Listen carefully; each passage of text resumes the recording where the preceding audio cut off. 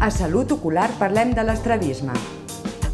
És la pèrdua de paral·lelisme entre els dos ulls quan miren un objecte llunyà i comporta la pèrdua de l'agudesa visual d'un ull.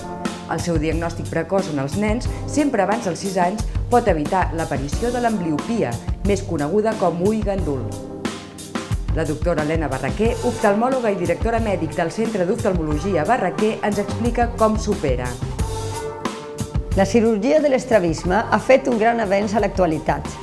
Avui suposa només unes hores d'hospitalització gràcies a les noves tècniques de microcirurgia, als materials instrumentals que emprem i a l'anestèsia, que tot i que en nens és sempre general, és molt superficial i exempta pràcticament de riscos. El diagnòstic precoç és un element decisiu per obtenir un bon resultat. És una informació del Centre d'Oftalmologia Barraquer.